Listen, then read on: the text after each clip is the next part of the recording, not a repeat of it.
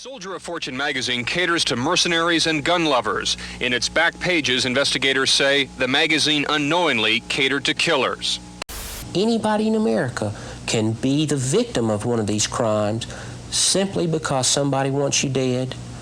They look through that want ads in Soldier of Fortune, and they just go and they rent a murderer.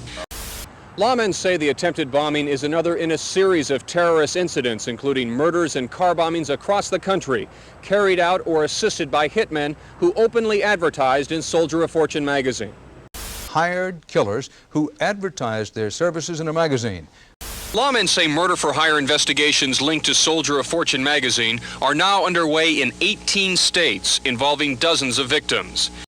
And today, the Soldier of Fortune magazine says it will no longer accept ads for mercenaries. Investigators continue to uncover murders and contract killers who openly advertised in Soldier of Fortune magazine and were willing to kill anyone, anywhere for a price. These are our terrorists.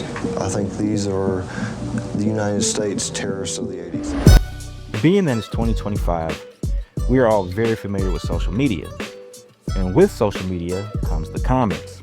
And with the comments comes all sorts of people talking all kinds of craziness. Internet gangsters, empty threats, unnecessary insults, y'all know how it goes. Now this may surprise some of y'all, but people have been engaging in this sort of behavior long before the internet was even a thing. Before the comment section, we had the classifieds.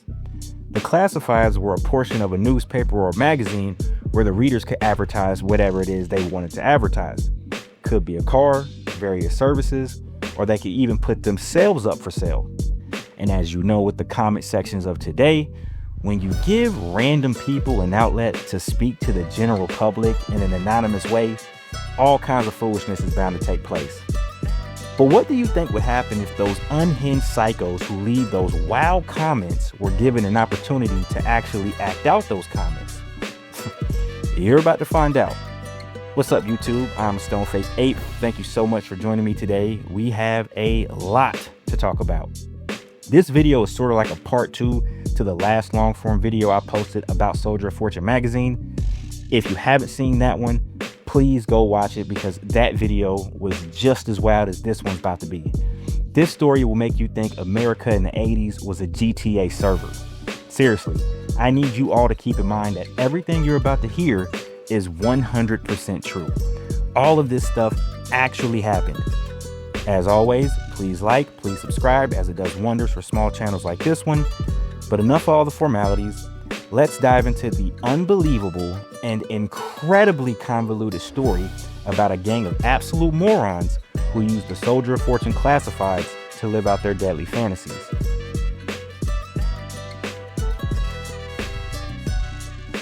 Paranoia is when you think people are out to get you. But when you know someone is out to get you, that's a completely different reality entirely. This is the reality Doug Norwood was facing in 1985. 30-year-old Doug Norwood was a former Florida prison guard who is currently living in Fayetteville, Arkansas. Doug was just a normal guy living a normal guy life. He was engaged to 29-year-old Kathy Gray, and he was studying law at the University of Arkansas. But all this would change rapidly and dramatically on Friday, August 30th, 1985. Doug lived in an apartment complex in Fayetteville that was known for housing law students. Around 8 o'clock that morning, Doug was doing what many university students will end up doing at some point, haggling with the financial aid office. While he was on the phone with those vultures, he heard a knock at his door. Doug opened the door and was met by 2 men standing outside. Doug, using the survival instincts of a newborn baby deer, motioned for the 2 men to enter his apartment while he was still on the phone. He did not know these men. He did not ask what they wanted. He just allowed these 2 complete strangers to enter his home. Now, I don't know if life was different in the 80s and this was just a common thing to do, but that just blows my mind. And it would prove costly for Doug. When Doug hung up the phone, the 2 strangers stated they were private investigators who were seeking information on another law student. And that other law student's name must have been ass whooping because that's what they immediately proceeded to give Doug. One of the men charged at Doug with a 50,000 volt stun gun and a melee ensued. During the tussle, Doug and one of the men smashed through a glass table sitting on the ground. Doug may have had zero survival instincts at the beginning of this situation, but they were definitely kicking in now. And I mean that literally. Doug kicked one of the dudes in the chest so hard that he broke 4 of his ribs. Unfortunately, his poor survival skills would bite him in the ass once again because one of the attackers spotted a rifle that Doug had left out in plain view. The attacker picked up the rifle and aimed it right at Doug and squeezed the trigger. Boom!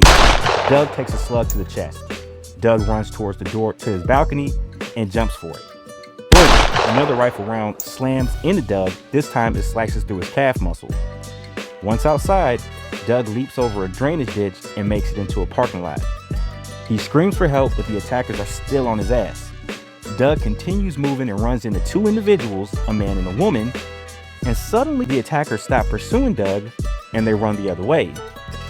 Doug collapses on the ground, bleeding heavily, and he begs the man and the woman to help him, but they don't. They just stare at Doug, then they slowly walk away, get into a vehicle, and drive off. Luckily for poor old Doug, an employee at a nearby laundromat witnessed the whole thing and called an ambulance.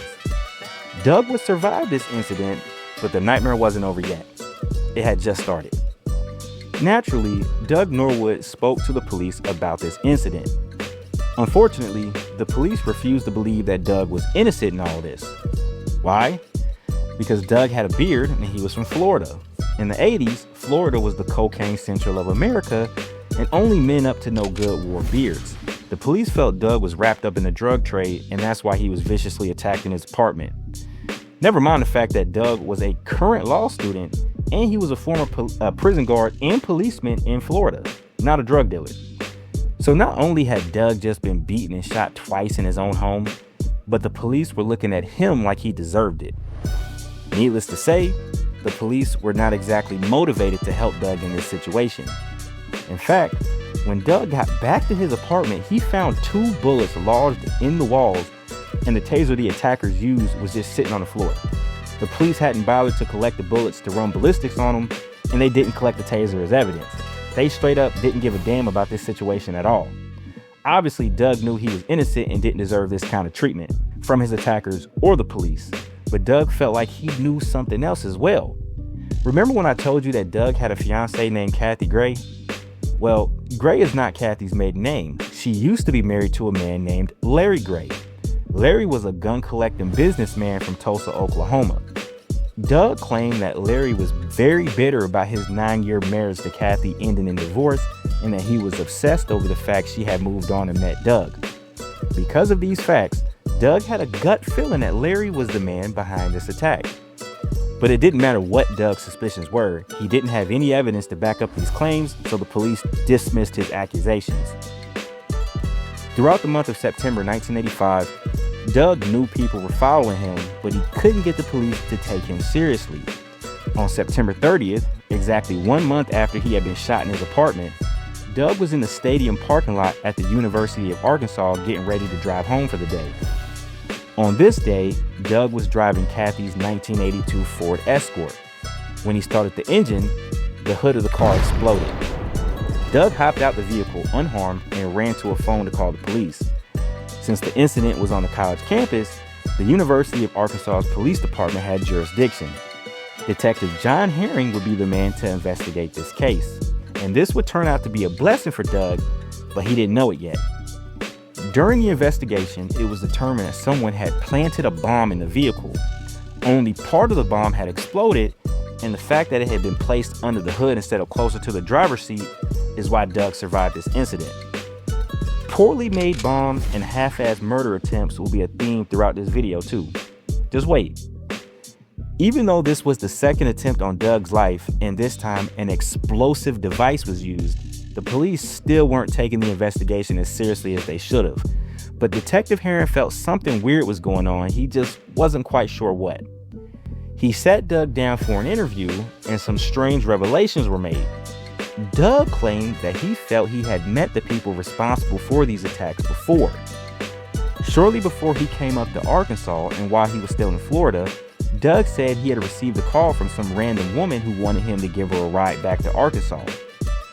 At first, the woman wanted Doug to pick her up in Florida, but then she changed the meeting place to a motel in Memphis, Tennessee. Once again, Doug showed the survival instincts of a newborn baby deer, and he agreed to meet up with this random woman at this random motel in this random city. And personally, I think Doug must have been a drug addict or just incredibly naive, because I'm baffled at how he repeatedly keeps putting himself in harm's way. It's like bro has no concept of danger whatsoever. When he arrived at the motel, he was met by a young, muscular-looking young man who claimed to be the woman's brother. Doug and this mysterious man then drove around together to kill time, and Doug says this man kept wanting to have strange conversations about firearms. The woman never showed up, but Doug chose to check into this motel for the night anyways.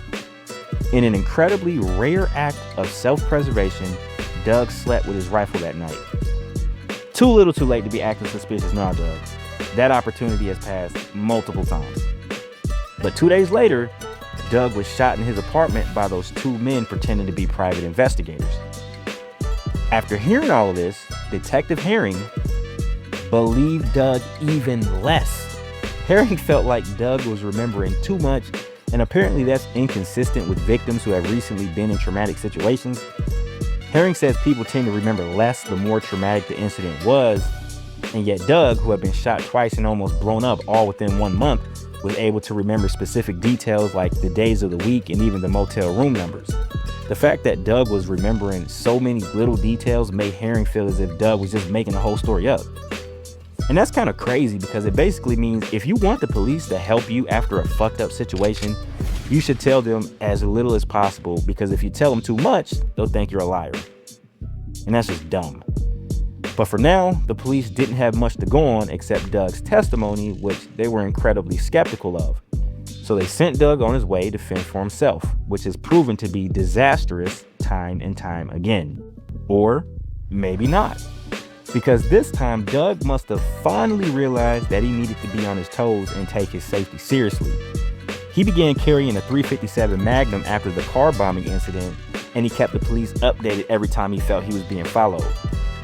The police later stated that they were getting a little annoyed with Doug for constantly begging them to do their job and keep him safe. The nerve of Doug, right? But this tactic of consistently phoning the police would actually end up keeping Doug alive. On January 20th, 1986, Doug spotted a vehicle tailing him, so he quickly got to a phone and called the police. Herring and another officer got into an unmarked patrol car and reluctantly came to Doug's location yet again. This time, they spotted the vehicle Doug said was tailing him, and it was a Ford sedan, so the police began following the car. Eventually, they hit the car with the blue lights and pulled it over. The driver of the vehicle hopped out and spoke to the police in a calm and pleasant manner. The man said he was a former Texas police chief and that he was in the area to learn about some of the courses the college had to offer. While the other officer spoke to the man, Detective Herring was walking around the vehicle to inspect it. When Herring looked inside the vehicle, he saw two items that made him realize this wasn't a routine traffic stop and that Doug hadn't been playing this whole time. Herring spotted the barrel of an assault rifle poking out from underneath the sweater, and he saw a silenced semi-automatic pistol underneath the steering wheel. Both of these things are illegal.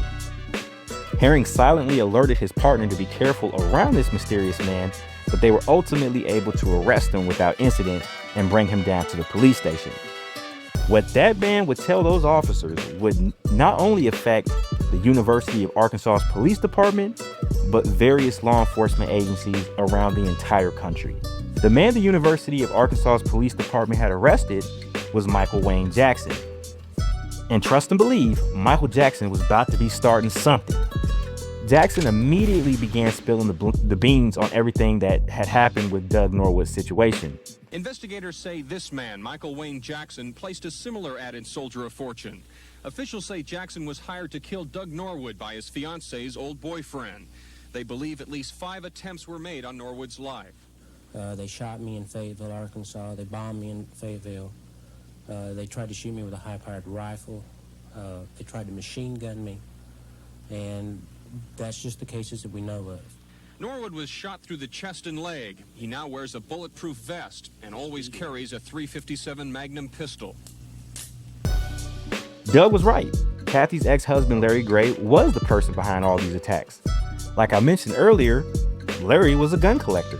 And like most gun collectors of the 80s, Larry was subscribed to Soldier of Fortune magazine. He had seen several gun for hire ads in the classifieds and decided this would be the perfect way to get rid of Doug.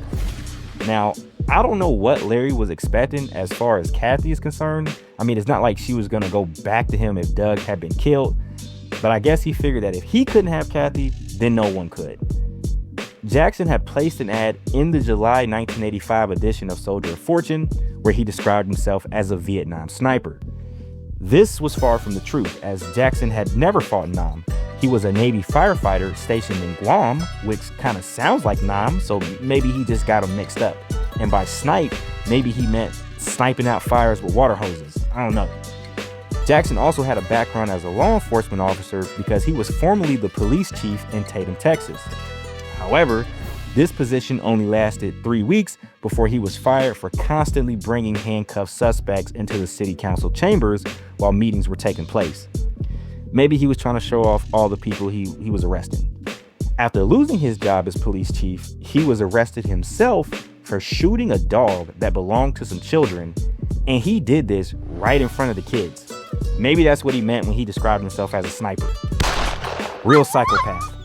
Given his background, it's not at all surprising that this creep ended up trying to be a hitman.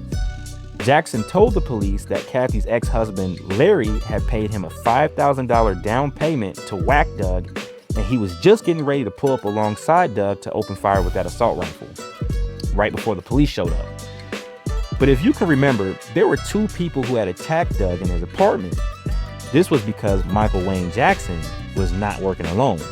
In fact, Jackson revealed that he was a part of a much larger gang who were engaging in murder for hire plots throughout various parts of the country, and at the head of this gang was a man with the most appropriate name ever, Richard Savage.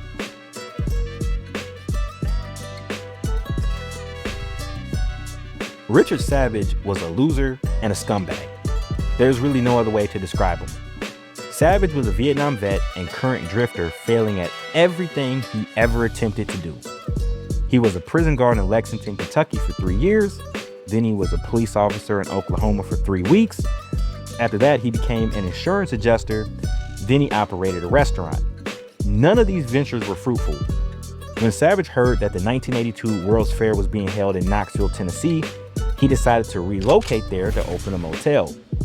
This also failed, so he tried to convert the motel into a nursing home. And unsurprisingly, that failed too. At this point, the man was severely in debt and was looking for some kind of way out. Some kind of way to obtain the good life. I'm sure we can all relate to that feeling in 2025, but none of us would do what Savage did next. He decided to acquire a titty bar in Knoxville called the Continental Club, and this will be the last time Richard Savage would attempt to earn money legitimately. In the spring of 1985, he decided to try something different. He paid Soldier of Fortune $87 to publish an ad in their magazine. And that ad read, quote, "Gun for hire, 37-year-old professional mercenary desires jobs. Vietnam veteran, discreet and very private. Bodyguard, courier, and other special skills. All jobs considered," end quote. That ad would end up being published in the June 1985 edition of Soldier of Fortune and other editions in the future. Savage didn't know it at the time, but that ad would change a lot of people's lives. None of them for the better, and that includes his own. That ad would immediately begin to attract all the wrong attention. Firstly, it attracted like-minded individuals looking for gun-for-hire employment. Some of these people included 35-year-old former Knoxville security guard William Buckley. Norwood says Buckley shot him through the chest and leg. William Buckley will do anything for $1. He has absolutely no regard for anyone else's health, well-being, and he is a cold-blooded professional contract killer. Buckley has admitted trying to kill Norwood. In this tape shot by Norwood's attorneys, Buckley described how he planned to carry out the murder. If he is home, go in, stun him, put a pillow over his head so that you won't have to watch the blood, and if you can, shoot him. 42-year-old Michael Wayne Jackson, who I've already told y'all about, 21-year-old former orphan Sean Dutray, ex-con Ronald Emmert, and a teenager named Dean DeLuca, as well as Richard Savage's girlfriend, Debbie Mattingly, all of whom you all will hear about in great detail throughout this story.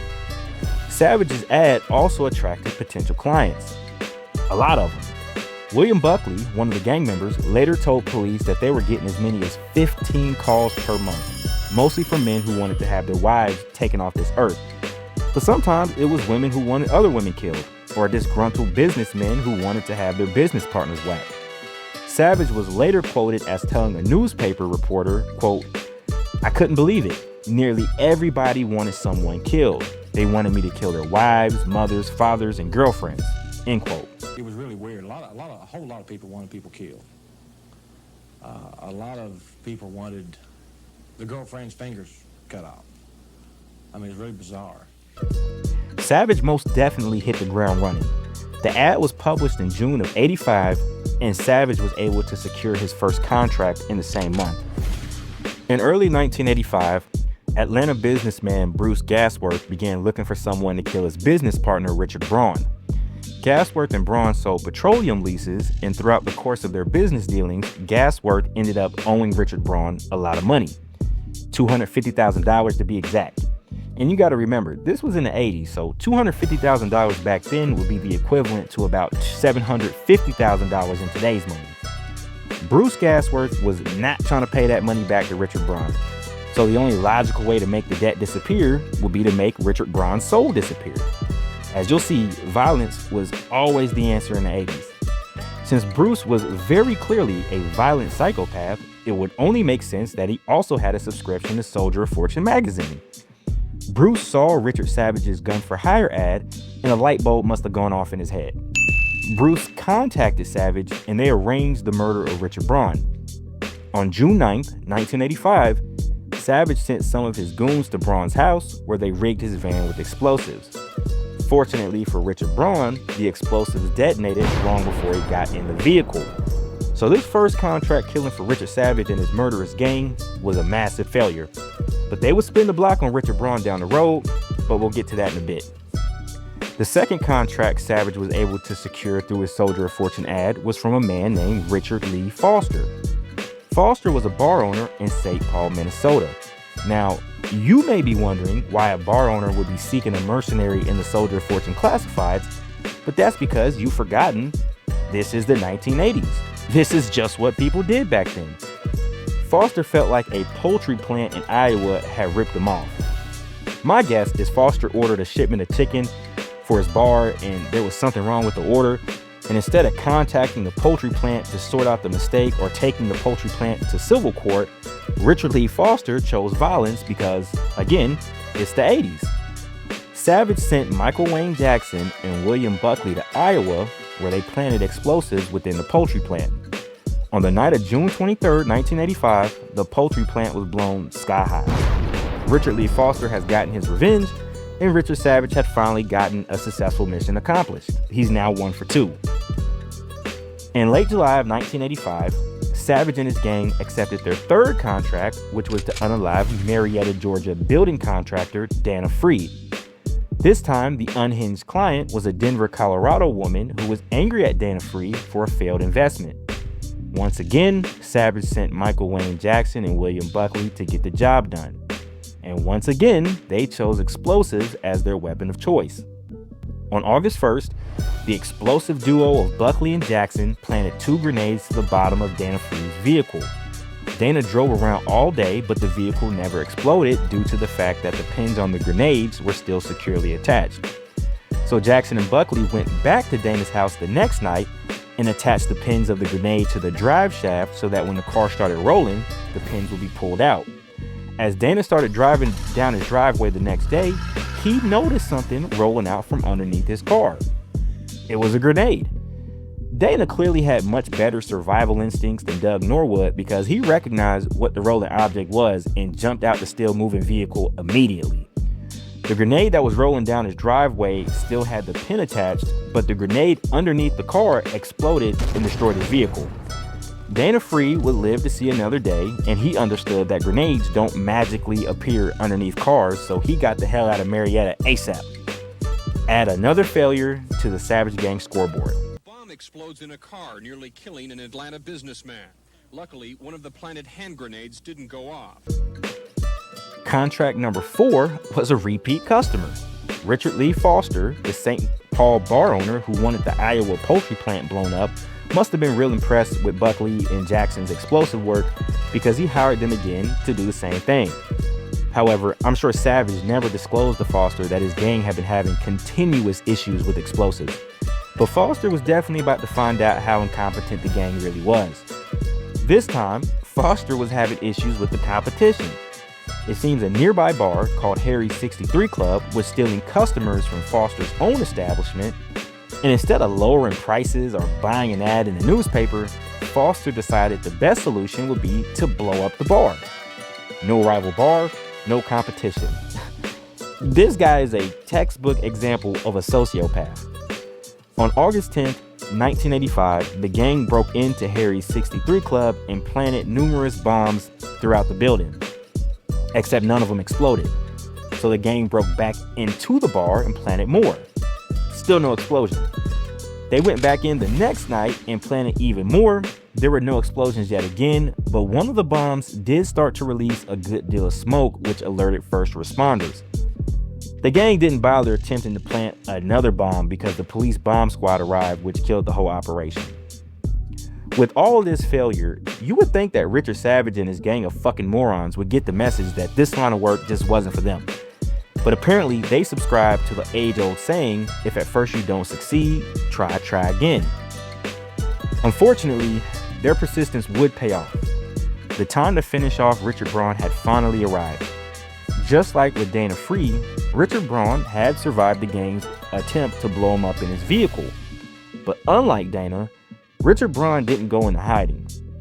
On August 26, 1985, Savage and Sean Dutre, the 21-year-old former orphan, went down to Atlanta to kill Braun. As Braun was driving down his driveway in his Mercedes-Benz, Sean Dutre stepped out in front of the vehicle and opened fire with a Mac 11, hitting Braun and his 16-year-old son Michael, who was also in the car.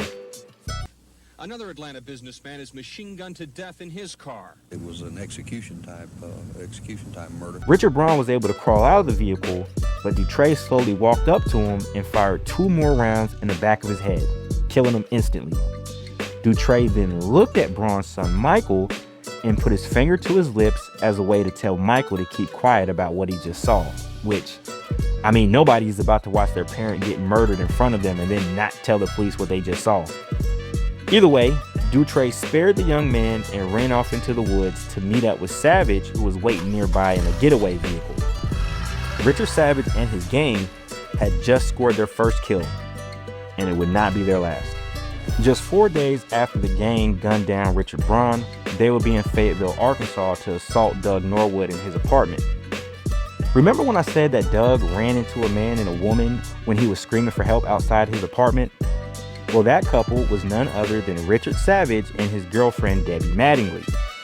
They had traveled to Arkansas to make sure that the job went as planned, and Savage acted as the getaway driver.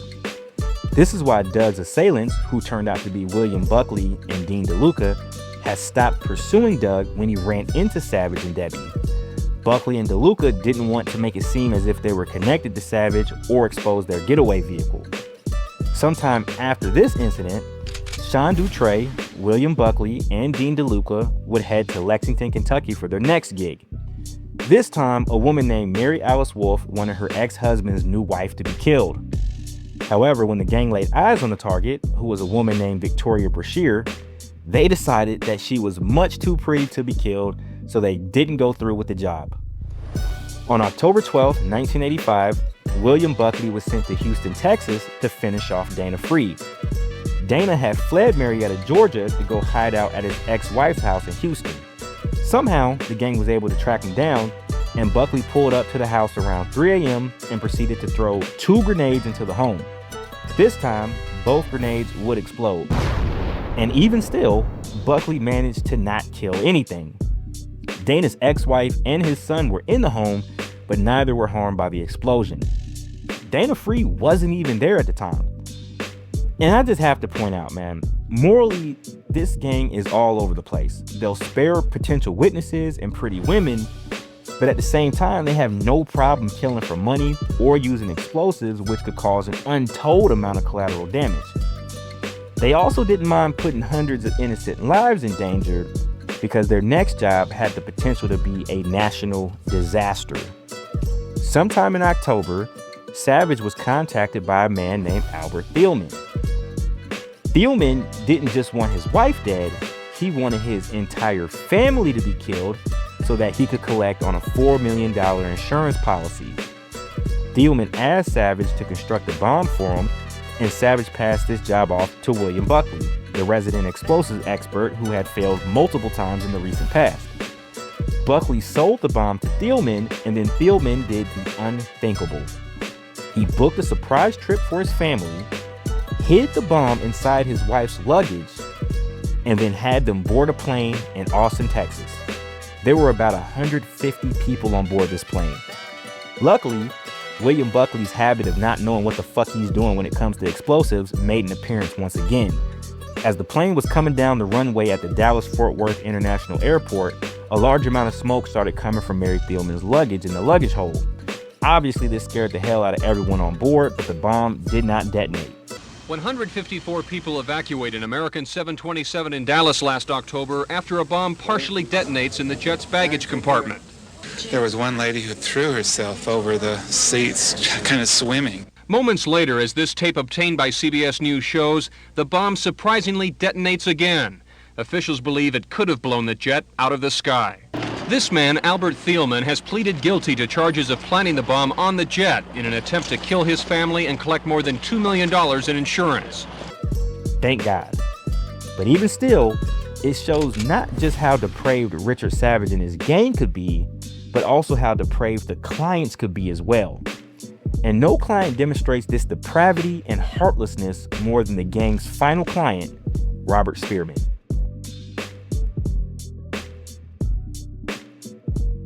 At this point, I should mention that Savage had stipulations when it came to murder contracts. First off, Savage charged everyone $20,000 per kill. If traveling to meet a client was necessary, Savage would require the client to pay for a round-trip airline ticket and a $1,000 deposit for the face-to-face meetup. This is more or less how things would play out with the gang's final job in the fall of 1985.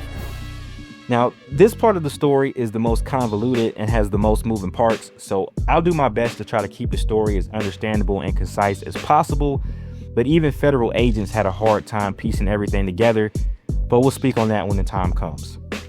Robert Spearman was a former Marine and Korean War vet who was running a very successful underwater construction company in West Palm Beach, Florida, called Spearman Marine Construction.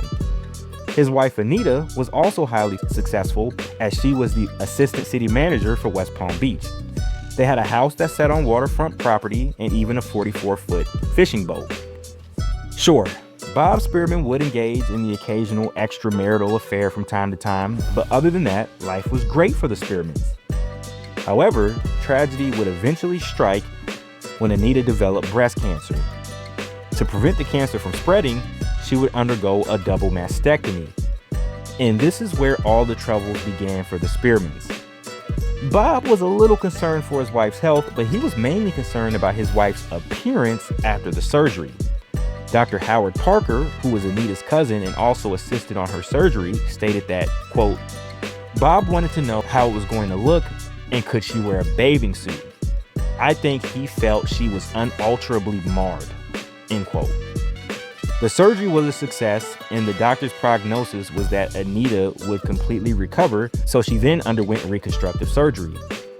While she was in the hospital, Bob sent her an arrangement of flowers that were in the shape of some titties. Bob is a wild boy.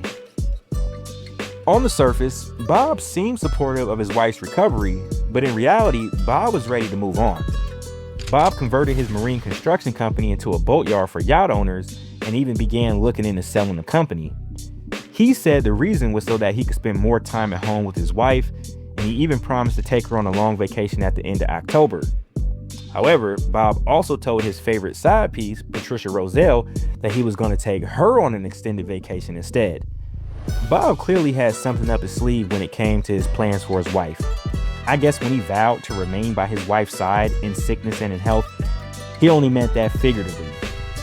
On October 9th, 2 days after Anita Spearman had reconstructive surgery, Bob was flipping through the pages of Soldier of Fortune magazine when he saw something that piqued his interest. In the classifieds, there was an ad that read, quote, "The adjuster, selective, effective," end quote. Phone records show that Bob gave this number a call from the telephone in his office. Over the course of several days, Bob made more calls that coincided with numbers listed in the Soldier of Fortune classifieds. Clearly, Bob had a problem that he needed someone to solve for him. Then on Sunday, October 13th, 1985, Bob Spearman saw the ad that would change his life. He saw Richard Savage's ad in the back of the August edition of Soldier of Fortune magazine. Instead of taking his dirty ass to church on Sunday, he was looking for a hitman. Bob contacted Savage and explained that he was looking for someone to kill his wife Anita. Now, Bob made it seem as if he was just looking for somebody to perform a mercy killing so that he could put his wife out of her misery, and he claimed he just didn't want to see his wife suffer anymore. Stop the cap. This couldn't be further from the truth. Bob didn't want to be bogged down to a sickly wife when he could be out there living it up with his side hoes. On October 16th, Savage flew down to West Palm Beach, Florida from Knoxville, Tennessee via Delta Airlines. Of course, the plane ticket was paid for by Bob Spearman, and this would be one of the many things that would come back to incriminate Bob later. The plane landed in West Palm Beach around 10:15 that morning, and by 5:35 in the evening, Savage was back in Knoxville, Tennessee. Savage told his girlfriend Debbie that Bob was requesting a painless death for his sick wife. Bob agreed to pay the $20,000 murder fee and even gave Savage a $2,000 down payment. And it's crazy that people were discussing and paying for murders the same way a person would purchase a new car, isn't it? But apparently, not everyone in Savage's circle of criminals were down with the murder game, because Savage first approached one of his bouncers and the bouncer's girlfriend to ask them to go down to West Palm Beach to smother Anita Spearman with a pillow. The couple responded that they were cool with doing a lot of things for cash, but murder wasn't one of those things. Unfortunately, Savage had no shortage of hired muscle on call, so he was able to convince Sean Dutray and Ronald Emmert to head down to Florida and handle business. 21-year-old Dutray was the muscle, but he was young and hot-headed. Emmert wasn't a violent sort of dude, but Savage could trust him to handle the money. Since Bob Spearman had only paid a $2,000 down payment, there was still $18,000 to collect, and Savage didn't believe Dutray would return with the bread if he went to Florida alone. Savage gave Emmert a piece of paper with Bob Spearman's name, address, and phone number, then sent him and Dutray on their way. Dutray drove the whole way down to Florida in his brand new Toyota Celica GT, except it wasn't actually his car since he had stolen it from a rental center in Texas. Emmert says that Dutray drove like a wild man the whole way down, and he would periodically play with his Mac 11, which was the same weapon he used to kill Richard Bryan. While they were driving, Dutray told Ronald Emmert that his mission was to kill Anita Spearman, but Savage had told him that he may need to kill Bob Spearman as well so that he couldn't identify Savage if things went sour and the police got involved. Dutray and Emmert arrived in West Palm Beach on October 21st, 1985, and they checked into an Econo Lodge to get some rest before meeting with Bob Spearman. Around 2 p.m. on the next day, October 22nd, they met up with Bob at a Denny's restaurant parking lot about a mile away from the motel. Spearman pulled up in a black Chevy Blazer, and Emmert hopped inside. Emmert and Bob spoke for about 15 minutes, and Bob seemed to have a lot to say. He claimed that he loved his wife and that he just wanted to end her suffering, but he also told Emmert that he was hooking up with prostitutes to scratch that itch, and that he had found another woman and just wanted to move on with his life, without Anita. It seems to me that Bob knew what he was doing was foul, and the only reason he was telling Emmert all this unnecessary info was to convince Emmert and himself that he wasn't really a bad guy and that all of this was necessary. Whatever helps you sleep at night, Bob. Once he got through all his guilty ass yapping, Bob finally cut to the chase and gave Emmert the details on what he wanted to happen to his wife. He said that he wanted the murder to be as painless as possible, and he didn't want any bloodshed if possible. He wanted his wife to be suffocated with a pillow or something, and he said it would be easy to kill her because of all the pain medication she was on due to her recent surgeries. This is beyond sick. Bob also said he would leave a side door unlocked and that he wanted the whole thing to look like a burglary. Once all the details were hashed out, Bob handed Emmert a manila envelope with $8,000 inside. He told Emmert to call back the next day to get the remaining $10,000 he owed because he had to get it out of a safety deposit box. Bob then told Emmert to follow his car so that he could show them where he lived. With that, Emmert exited the vehicle, hopped back into Dutray's Toyota, and they followed Bob's Chevy Blazer to his neighborhood. Once Emmert and Dutray knew where he lived, they left the area. Now, they said you could tell a lot about a person based on how they act when they get some money. If that's true, Ronald Emmert and Sean Dutray must have never had shit in life because they immediately went to spending money like drunken sailors on payday. Now that they had secured the bag, suddenly the Econoline was beneath them because they immediately went and checked into the Hollywood Palms, which was a higher-end hotel in West Palm Beach. Dutray also bought a brand new stereo system for the Toyota Celica, which, again, wasn't even his car. It was stolen. I mean, who the fuck buys a stereo for a Stolo? Later that night, Dutray took his guns and money and split. I couldn't find an exact reason for why he just up and left, but my gut tells me it was because that's what he was instructed to do. I believe that Savage was initially attempting to hustle Bob Spearman and not actually kill his wife. This is based on the fact that Dutray mentioned that he might have to kill Bob so that he wouldn't be able to finger Savage as the man behind the murder. The next day, Emmert made his way back to the Denny's alone and met Bob to collect the remaining $10,000. After that, Emmert took a cab to the airport and flew back to Knoxville, Tennessee. Savage must have not trusted Emmert entirely though, because Savage had some bouncers from the club waiting for Emmert the moment he stepped off the plane to get that money from him. The next day, Emmert went to the Continental Club and told Debbie, Savage's girlfriend, that he had not been paid for his work yet. Debbie paid him $500 and sent him on his way. The problem was, Emmert was originally told he would be paid $1,000 for going down to Florida. This, along with the fact that Emmert wasn't really feeling all the murder plans, was enough to convince him that he didn't want to be a part of Savage's gang anymore. So he quit. Stiffing Emmert for what he was owed would turn out to be a very big mistake on Savage's part. If you don't feed your wolves, they'll feed on you. Between October 25th and November 11th, Bob Spearman was blowing up Richard Savage's phone. Bob had a big problem. His wife was still alive. He had paid $20,000 to Savage, and yet Savage had not held up his end of the bargain. Phone records show that multiple calls were being made from Bob's boatyard to Savage's Continental Club. By November 11th, Spearman had had enough of the games and being given the runaround. He told Savage's girlfriend Debbie that if his wife was still alive by the end of the week, Savage would not be. And I don't mean to laugh because this is a very serious matter, but I just find it incredibly absurd how a man could be so upset at the fact someone hadn't murdered his wife yet. Meanwhile, Sean Dutray was back in Knoxville continuing his work as a bouncer at the Continental Club. He had recently started dating one of the strippers at the club, a black woman named Linda Smith. Linda had been arrested for prostitution several times in the past, and Sean Dutray would later claim that it was Richard Savage who was pressuring his girlfriend to engage in that sort of work.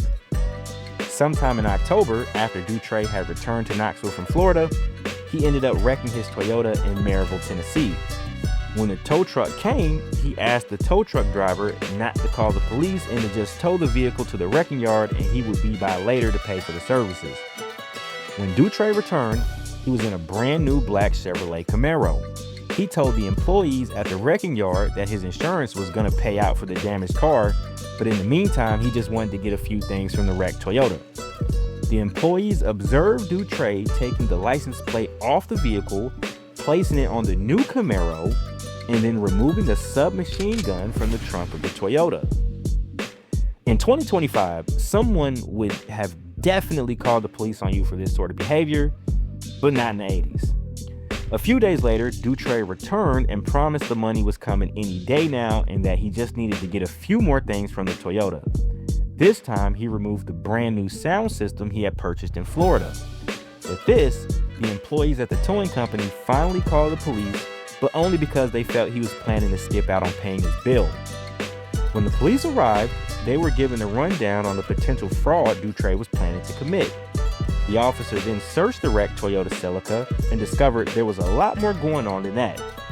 In the car, the officer discovered receipts for numerous hotels around the South, and all the receipts had different names on them. The officer also found a Texas license plate in the trunk.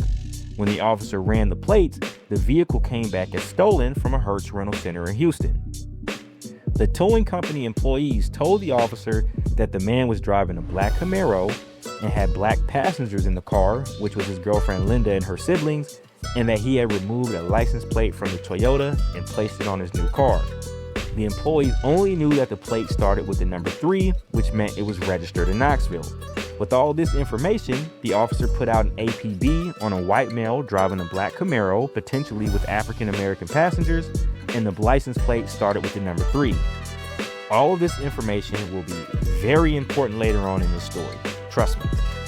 Back at the Continental Club, Richard Savage must have been getting sick and tired of Bob Spearman calling and threatening him, so he finally instructed Sean Dutre to go back down to Florida and actually finish the job they were hired to do. On Saturday, November 16, 1985, Sean Dutre snuck into the Spearman home and beat Anita Spearman to death with a blunt object. An autopsy report showed that she was struck with an elongated object 4 times. The first 3 blows cracked her skull and tore in the brain tissue. The 4th blow tore her ear and some of the flesh on her scalp. There was also a bruise on her arm which showed that she had attempted to defend herself. After beating Anita Spearman to death, he then removed the wedding ring and another diamond ring from her lifeless hands and proceeded to steal various items from the Spearman home, including an Ithaca Model 37 pump shotgun. This was as Bob had instructed so that the murder looked like a robbery. It was Bob who had discovered Anita's bodies first, and it was he who called the authorities early that morning. When the first responders arrived, Bob was in the living room crying loudly, and he was heard repeatedly wondering aloud who could have done something like this. You, Bob, you're who did something like this. And like with most murder cases like this one, the husband, who was Bob in this situation, was the primary suspect from the beginning. At 9 a.m. that morning, Bob was taken down to the Palm Beach County Sheriff's Department for questioning, where he was interviewed by Detective William Springer. Bob would give his version of events and stated that he had left for work around 5 a.m. He returned to the house around 7:30 a.m. to bring his wife some breakfast he picked up from McDonald's. When he returned home, he claimed he noticed a light was on in the master bedroom, but there were no signs of a break-in. When he went to inspect the room, he found that several jewelry boxes were open and strewn about the room. At this point, he went to check on his wife, and that's when he found her dead body lying on the bed with part of her head beneath the pillow. At this point, Bob states when he went to call the paramedics, the phone was hanging off the hook. After calling 911, he then went to a neighbor's house. That neighbor would later state that when she saw Bob, he seemed to be legitimately grief-stricken. The neighbor said that Bob told her that someone had broken into the home, hurt Anita, and stole all the good stuff from the house. This should have raised red flags immediately, if you ask me. For the average person, if they came home to find their spouse very seriously injured in an apparent burglary, the last thing on their mind would be the valuables stolen from the home. After giving Detective Springer his version of events, Bob would then tell the officer everything he had found missing in the home, which were the aforementioned rings, the shotgun, and some other jewelry. When Detective Springer asked Bob what the serial number to the shotgun was, Bob claimed he couldn't remember. It wouldn't be until 2 days later that the Palm Beach County Sheriffs would actually obtain the serial number. As Detective Springer looked around the house, he noticed something strange. There were still plenty of valuables left in the house. There was money left in Anita's purse. There were still plenty of guns sitting right out in the open. And there was a whole fucking Rolex left on Anita's wrist. What kind of burglar would leave all that money on the table?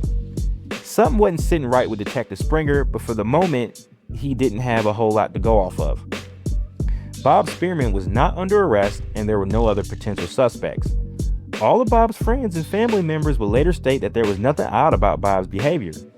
In fact, one friend of the family would later state, quote, "If he was acting, then he deserves the Academy Award for his performance," end quote. Maybe Bob really was sad Anita was dead. Maybe he was hurt over the way she had died, given the fact that Bob did stipulate she receive a painless death, which she didn't. Or maybe he was grief-stricken over his own poor choices. I guess we'll never know. The next day, Sunday, October 17th, 1985, Sean Dutray was riding through the streets of Maryville, Tennessee with his new wife, Linda. He had gotten from West Palm Beach, Florida back to Tennessee in a day, which if you've ever made that drive yourself, you'll know is a whole lot of damn driving. While driving down the road, a Maryville police squad car hit Dutray with the blue lights and pulled him over. This was because of that APD the police had put out on Dutray due to his sketchy behavior at the tow company wrecking yard. The officer who pulled him over knew to be on the lookout for a white man driving a black Camaro, potentially with African American passengers, and that the license plate on the vehicle would start with the number 3. The officer spotted a black Camaro driven by a white male with black passengers, but he couldn't actually see the first number on the license plate because the license plate bracket was hanging down and concealing the number. This is a violation in the state of Tennessee, so the officer pulled him over on that basis just to see if he had spotted the actual suspect. When the Camaro came to a stop, Dutray hopped out the vehicle and asked the officer what the problem was. The officer told him the mounting bracket was concealing the plate and that was against the law. The officer then adjusted the bracket and spotted the first number of the plate, which was, of course, the number 3. The officer then asked Dutray for his license and registration, but Dutray claimed he had left his wallet at home. The officer then asked if anybody in the vehicle had any sort of identification, and Dutray responded that his wife did. As Dutray went to the passenger side of the vehicle to get Linda's ID, the officer noticed there was a pump shotgun lying in the back seat. With this, the officer pulled his service pistol out and told Dutray to put his hands up and then placed Dutray in handcuffs.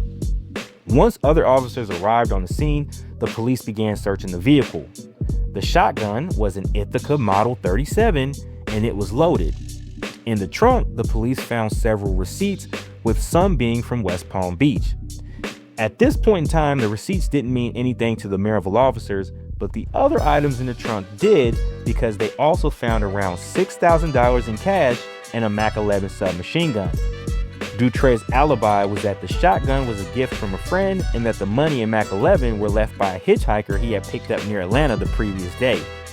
The police ran the serial number of the shotgun through their database, but it came back clean. This is because Bob Spearman claimed he didn't know the serial number, and the West Palm Beach sheriffs had not yet obtained the serial number from the store Bob had purchased it from. It would actually be just 2 days later, on November 19th, when the West Palm Beach sheriffs would run the serial number through the database again, but it would come back as clean once again because the Maryville police had already cleared it. Either way, Dutray was arrested for stealing the Toyota Celica from the Houston Car Rental Center, and since a submachine gun had been found in his possession, this alerted the ATF, who would pay Dutray a visit while he was in the county jail. It was Agent Grant McGarity from the Knoxville ATF office who sat down with Dutray to ask him some questions. This will be the man mostly responsible for making the connections and tying all these murder-for-hire cases together. When McGarity spoke with Dutray, Dutray had a lot to say. He immediately snitched on Richard Savage and told the ATF agent about the murder-for-hire contract Savage was accepting. Dutray claimed he was upset with Savage for making his new wife Linda engage in prostitution, and that's why he was telling on him. ATF agent McGarity had already heard plenty about Richard Savage in the past, as Savage's Continental Club had been raided multiple times by law enforcement agencies. Once the interview was over, Dutray posted his bail and was set free. But what doesn't make any sense is that after Dutray had just snitched on Savage to a federal agent, he then went back to the Continental Club and continued to work for Savage, as you'll see in a little bit. Meanwhile, back in West Palm Beach, Florida, Bob Spearman was grieving in style. In the months following his wife's murder, Bob sold his home for $240,000, which would be a little over $700,000 in today's money. He moved into a condo in Jupiter, Florida.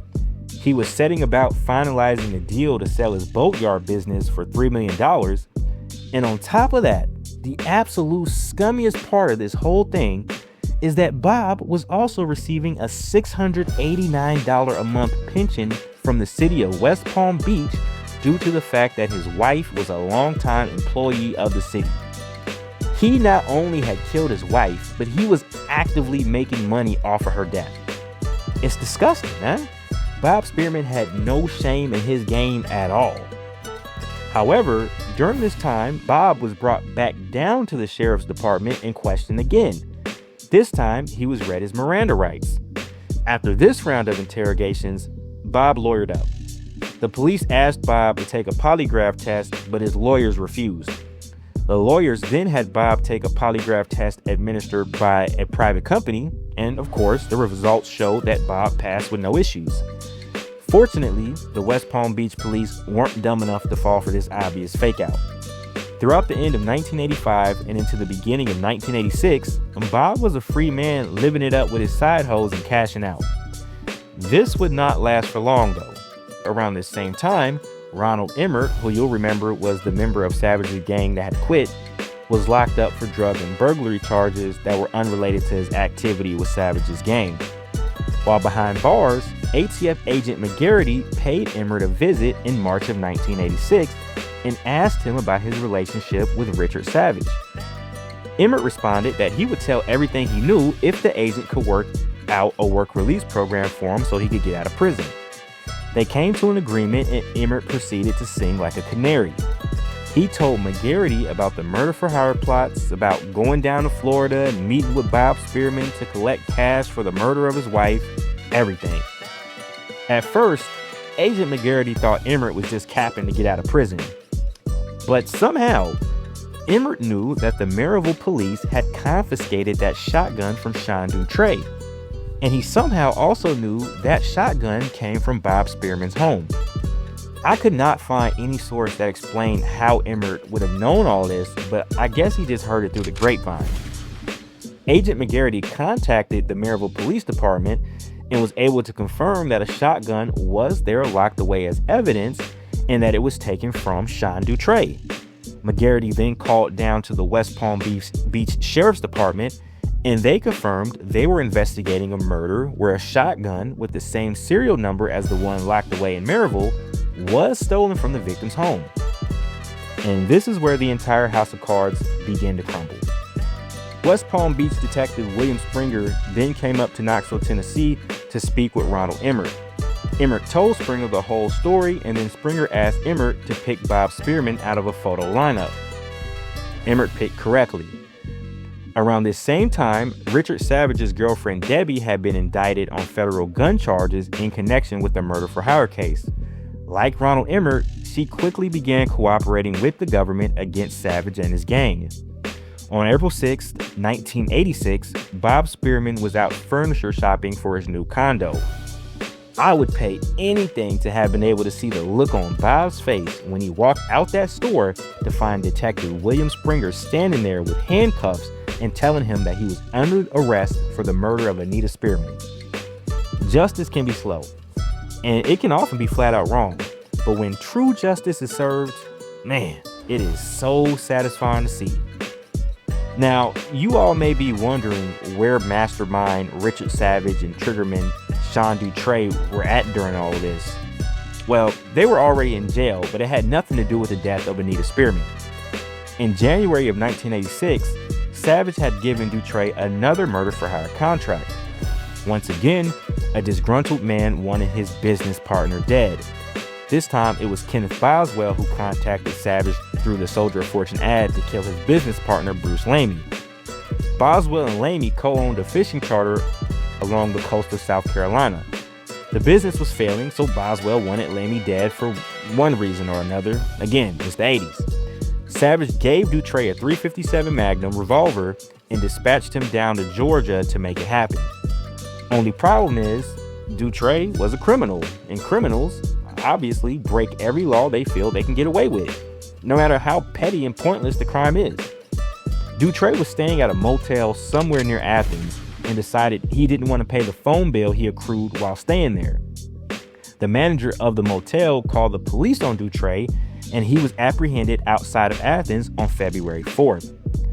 Once in custody, Dutre again began ratting on Richard Savage. He told the police about their current plans to kill Bruce Lamey, which led to the police quickly apprehending both Savage and the client Kenneth Boswell. While in custody at the county jail in Athens, they were given the news that they were also being indicted for the murder of Anita Spearman in West Palm Beach. In West Palm Beach, Florida, the assistant city manager is beaten to death in her home. Investigators believe these incidents are among dozens of murders and attempted murders across the country that have been committed by an extensive murder-for-hire ring that openly advertised its services in Soldier of Fortune magazine. The trial for the murder of Anita Spearman began on July 14, 1986. On top of the fact that Ronald Emmert and Debbie Mattingly were cooperating with law enforcement, the state also had a plethora of evidence to prove that Bob Spearman, Richard Savage, and Sean Dutre were guilty. Some of that evidence includes the Ithaca Model 37 shotgun found in Dutre's car, various receipts also found in Dutre's car, like the receipt for the stereo he purchased in West Palm Beach for a stolen Toyota Celica GT, and a receipt for a car wash in West Palm Beach. The state also had the testimony of the cab driver who drove Ronald Emmert to the airport, and they had a registration card from the Hollywood Palms, which showed Emmert had checked in there on October 21st. On Bob Spearman's side of things, they had his phone records, which showed he had made 17 calls from his office phone to Savage's Continental Club, and the receipt for the plane ticket he had purchased for Savage. Spearman would attempt to explain all of this with a very unbelievable story. He claims that Savage and another man had come to his marine construction company to buy a tugboat.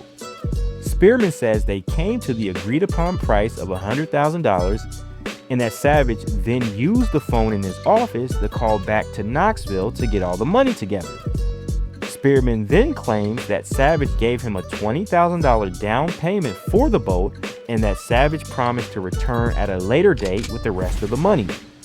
Spearman claims that Savage called his office on October 14th and said he was ready to finalize the purchase of the boat, but he needed Spearman to buy him a plane ticket to get down to Florida because he had lost his wallet. So Spearman claims that's why he bought Savage a plane ticket.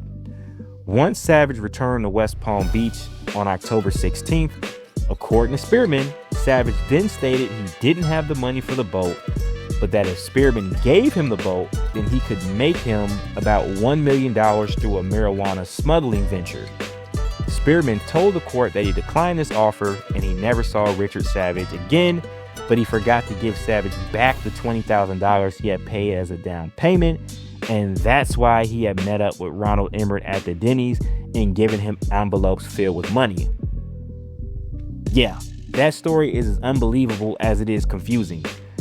In their closing arguments, Bob's lawyers attempted to persuade the jury into finding Bob not guilty by asking that if Bob wanted his wife dead, why would he go through all the trouble of hiring a hitman through a Soldier of Fortune ad when he could have just pushed her off his boat? And if he was going to hire someone to kill his wife, why would he have called the killer from the phone in his office? I don't know, I guess because Bob's a fucking idiot. Needless to say, none of this worked to prove his innocence. Partly because it was a stupid defense, but also because the prosecutor was a woman named Myra Lash. Remember that Anita Spearman was the assistant city manager for West Palm Beach. Yeah, that's obviously a government job, so she had rubbed shoulders with and worked with many of the government officials in the city. In fact, she used to be Myra Lash's supervisor when Myra first began working as an attorney for the city of West Palm Beach. Bob Spearman was being prosecuted by a woman who had personally known and worked alongside the person he was being tried for killing. This is a criminal's worst nightmare. You don't want the prosecutor or the judge to have a personal attachment to the victim of your crime. It should go without saying that prosecutor Myra Lash left no stone unturned when bringing her case against Bob. On August 15th, 1986, a month after the trial began and nearly 1 year after Anita Spearman had been murdered, the jury found Robert Spearman guilty on all counts. Bob was given life plus 20 years in prison, and his $3 million estate was divided up amongst Anita's mother, who sued Bob, the city of West Palm Beach for his court costs, his legal team, and he gave the last $1 million to his ex-wife to keep safe for him in case he ever got out. You would think that Bob would just throw in the towel and accept his fate, but you'd be wrong. Bob was acting a damn fool from behind bars. Right before his case went to trial, Bob's cellmate claimed that Bob offered him money to plant drugs inside Detective William Springer's home. After the trial, another inmate stated that Bob had paid him $7,000 to kill Detective Springer and prosecutor Myra Lash. And that's not all, because Bob attempted to pay two pilots $54,000 to fly down into the middle of the Zephyr Hills Correctional Institution prison yard to break them out. Bob instructed the pilots to arm the helicopter with machine guns and grenades so that he could then fly to Myra Lash's house to kill her. Unfortunately, the two pilots Bob had been communicating with for over a month were Florida law enforcement agents. It was a trap.